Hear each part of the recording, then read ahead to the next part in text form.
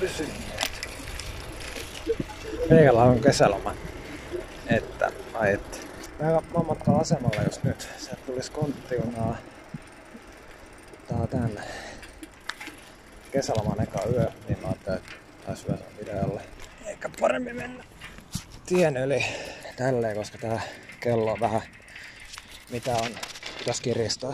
Alkaa tää noin huonosti. Sieltä tulisi 2 junaa.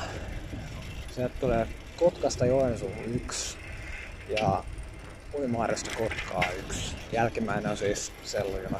Just tällä öisin on tosi kiva mennä vaan. Menee kaikki erikoisuuksia. Sitten kaiken lisäksi täällä on silleen tukahduttava kuuma. Tää on silleen mukava viileä.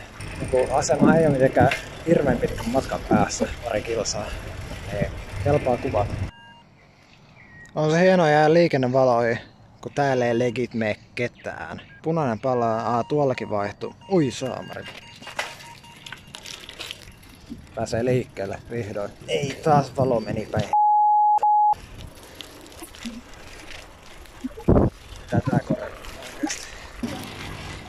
oikeesti. Ajattakoon tuttu ja turvallinen paikka missä kuvata ja aina ilmestyy. Vihreä pallaa. Se on siinä hyvä. Tästä ollaan. Tää on nyt pari kesää tullut tehtyä tällä yökuva tässä. Itse asiassa mä pistän tän parempaa paikkaa en pysty selittämään. Missä tää pysyy silleen niinku hyvin?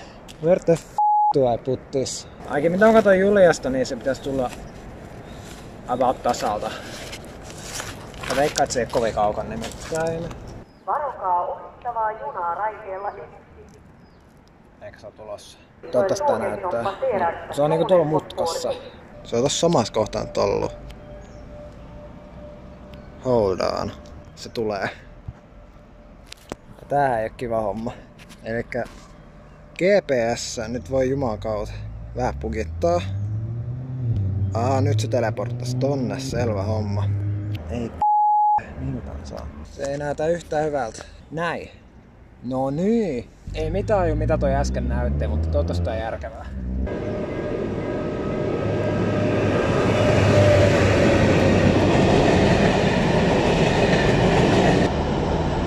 Ei ollut konttivaunuja, ei. Voi vittu. No ainakaan tätä junaa tarvii enää kuvata. Tää oli nimittäin viimeinen juna, mikä menee Karjalan radan kautta Konttiunaalle. Mä otin konttivaunuja, mut ei sille voi mitään. Sitten otellaan seuraavaa. Mihin katos? Näkyykö? Tuolla Joutsenparvi päätti lentää aseman yli ja pitää todella pahaa ääntä. Yhdessä kohtaa kun tultiin tänne ja mä voin pistää tätä kasaan, niin tuolla juoks vissiin joku rusakko tai sellainen. Ei mitään jumiin meni, mutta täällä niitä tuntuu välillä vähän näkevä. Muuten tässä kesällä alkaa tulla vähän enemmän vlogeja. Ainakin mulla on suunnitelmissa. En tiedä toteutuuko se, mutta tää on hyvä autovlogi mun kesälomalle. Lauritsala ja Muukon väliltä. Siellä on muutama paikka, missä mä oon käynyt. Tässä Lappeenrannan ja Joutsenvälillä mä oon muuten käynyt aika lailla kaikissa kuvauspaikoissa, missä mä oon pystynyt käymään. Yksi idea on, sit kun mä oon käynyt kaikissa kuvauspaikoissa, mä voisin tehdä jonkinlaisen videon, missä mä arvioin joka ikisen kuvauspaikka, kuin hyvin ne on. Niin kuin esim. Tää Lappeenrannan asema, Hyttyset, sit Harapaine, Parikkala, Parkkarila ja sitten mitä kaikkea muuta tuolla onkaan. Huomen tulee, hold on, tänään, kello on yli keskiyön siis. Tänään tulee aamusta Mustolan juna, tai no siis Mustola niinku tulee Kouvolasta Lappeenrantaan vaunusto, joka lähtee myöhemmin Mustolaan. Mä oon kunnon hyttysmagneetti ihan kaikkea, mä en jaksa tätä. Mä oon todella väsynyt.